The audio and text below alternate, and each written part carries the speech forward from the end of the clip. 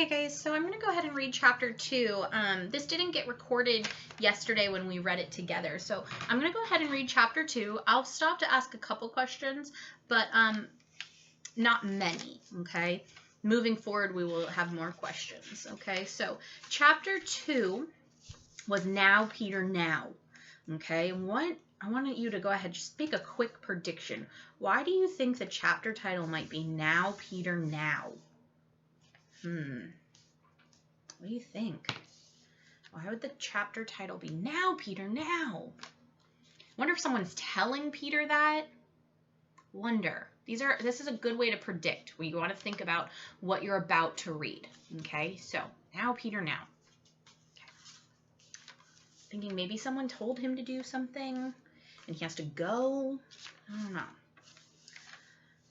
Okay, we've read chapter 1, and that was called Famous Last Words. So famous last words, now I want to reflect. So I just predicted what might happen. Now let me go ahead and think about what was happening in chapter 1. In chapter 1, Miss Darling was worried about Peter in all of her kids' minds. She was tidying up her kids' minds, and she kept hearing Peter, and the leaves were in the room, and she was starting to get a little concerned. And her husband, Mr. Darling, said, "Don't worry about it." And Nana started, was a little nervous about him as well. So, and we were introduced to Nana, Michael, John, Wendy, Miss Darling, and Mr. Darling. Okay. And Wendy's mom, Miss Darling, is a little worried. Wendy, Michael, and John's mom is a little worried about this new Peter Pan character that her kids are talking about. Okay. Person that her kids are talking about. So, Chapter 2, Now Peter Now. Children often find the strangest events rather commonplace. The strangest of events, normal. That's normal. It's no big deal. For example, they might casually mention that when they were playing in the woods last Wednesday, they met a ghost and played tag with him on roller skates. So again, the idea of the strangest events, that's a pretty strange event. We met a ghost and we played with him on roller skates. Most kids find that pretty normal because it's part of your imagination. So that's rather commonplace, normal.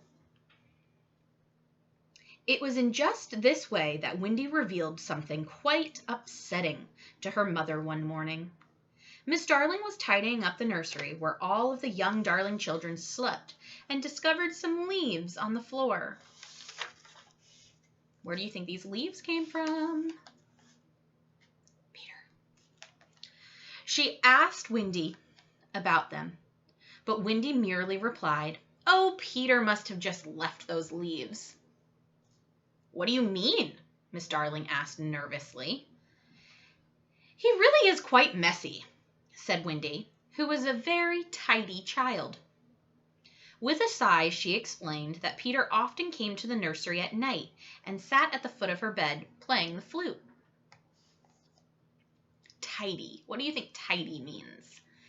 Wendy said that Peter was very messy, quite messy, and it said that Wendy, who is a very tidy child, tidy.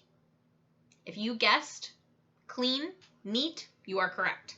Wendy is a very tidy child. She's very clean, very neat, very organized. With a sigh, she explained that Peter came to the nursery at night and sat at the foot of her bed playing the flute. "Sweetheart," Miss Darling assured her, "the front door is locked at night. No one can get in." "He comes through the window," Wendy insisted. "He can't possibly. We're 3 stories up." "Why didn't you tell me this before?" her mother cried. "I got hungry and forgot," said Wendy, who was now feeling rather hungry again. While Wendy went to look for a snack, Miss Darling stayed behind, still frowning about the leaves. The things that scared her most was that she was fairly certain they were from a tree that did not even grow in England. So the leaves were from a tree that didn't even grow in England. Wonder where they grew. I think Neverland. I don't know. I think this might be a tree from Neverland. She searched the room for other clues, but found none. "You're making a fuss out of nothing at all," Mr. Darling insisted when she told him, "Now come to bed. What What does it mean to make a fuss? What do you think it means to make a fuss? Go ahead and think about it.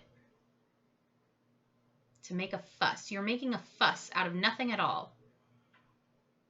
Okay, if you're thinking that a fuss means to go ahead and make a big deal out of something, you are correct. Like a scene, kind of get upset about something, a fuss. I suppose you are right, Miss Darling said. Only he wasn't. The next night, she tucked the children in, went downstairs to sit by the warm fire, and sew, and fell asleep. Almost immediately, she started to dream. She dreamed that Neverland had drifted too close to the beach, and that the strange boy had jumped into the water and was swimming towards her. Wendy, John, and Michael were on the shore, happily waving at him. This might have only been a silly dream were it not for the fact that upstairs, the window of the children's bedroom had blown open, and a boy really had flown in and dropped onto the floor. A boy flew into the window, dropped on the floor. Who is it? Peter Pan. Good. With him was a little light no bigger than a fist. A little light no bigger than a fist. Who do you think this might be? A little light no bigger than a fist flew in with Peter. If you know the story, you might be thinking Tinker Bell, and you are correct. With him was a little light no bigger than a fist. He darted around the room like a mosquito. Miss Darling woke with a start. She knew at once that the swimming boy was Peter Pan. She ran upstairs, threw open the door to the children's bedroom, and sure enough, there he was.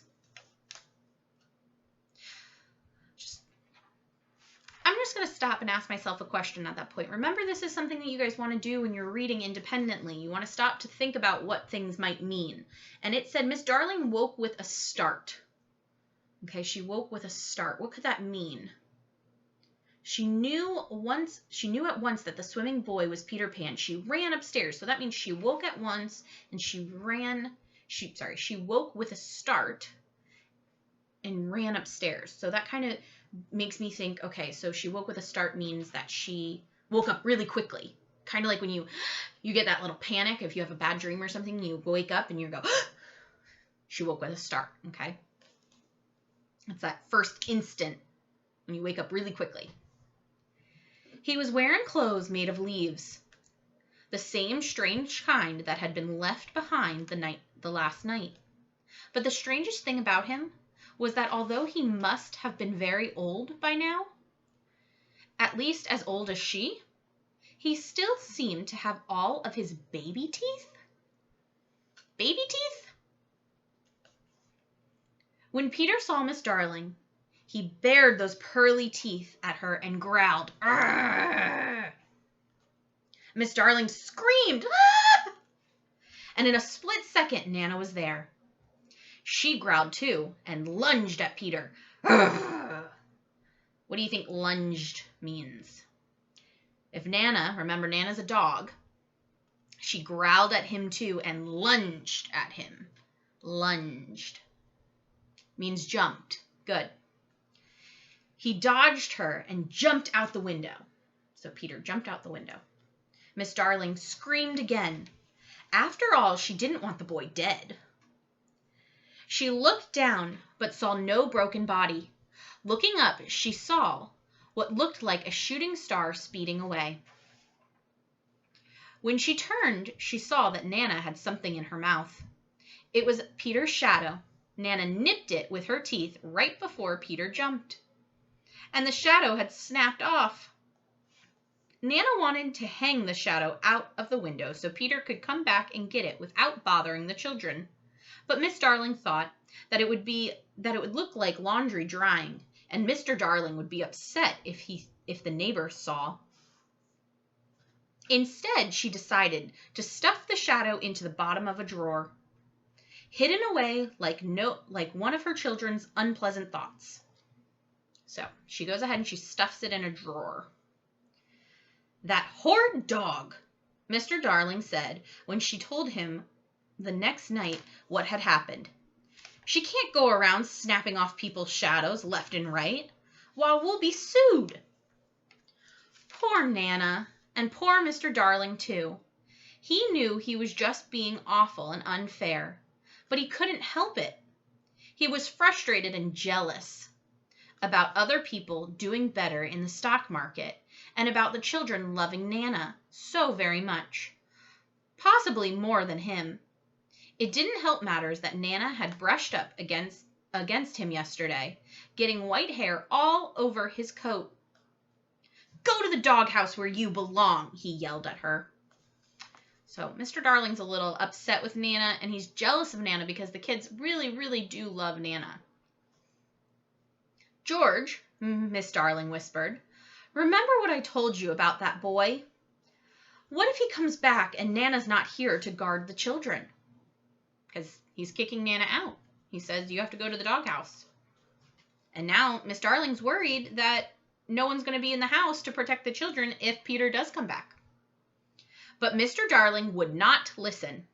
He was determined to show everyone who was the master of the house. And so out Nana went. That night, as Miss Darling was putting the children to bed and lighting her night lights, they heard Nana downstairs in the yard barking. Nana's downstairs in the yard barking. Why do you think Nana's downstairs barking? Remember, she's the protector of the children. Why do you think she's barking? If you were thinking she was barking because someone might be watching, someone might be flying above, that someone might be our next character, right? Our main character, you're in the right direction. "She is just protesting being chained up," John said. Wendy was wiser, however. Wiser means like smarter, a little smarter to think about what was happening. Wendy was wiser, however. "No, that is how Nana barks when she smells danger," she said. Miss Darling shuddered. Outside she saw 1,000,000 stars, some of which seemed to her to be hovering around the house. The stars are hovering around the house. As if trying to get in. Oh, how she wished that she and Mr. Darling did not have to go to that dinner party tonight. "Don't worry, Mama," Michael said. "Nothing can hurt us with our nightlights when our nightlights are lit. Isn't that right?" This was something Miss Darling had told the children in the past, so she couldn't very well take it back now. "That's right," she said soothingly. "Nightlights are the eyes a mother leaves behind at night to watch over her babies." Besides, she told herself she and Mr. Darling would be so close, only a few houses away. What could possibly happen? What could possibly happen?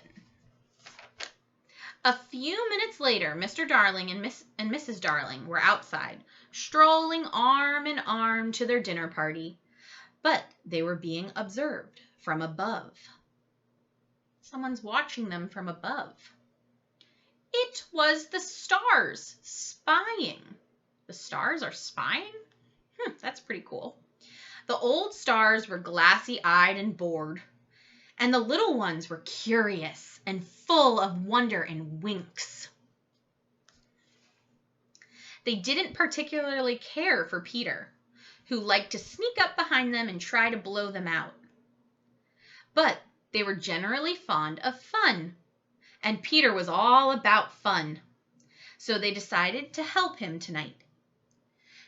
The instant Mr. and Mrs. Darling were safely inside the neighbor's house, a commotion broke out in the heavens.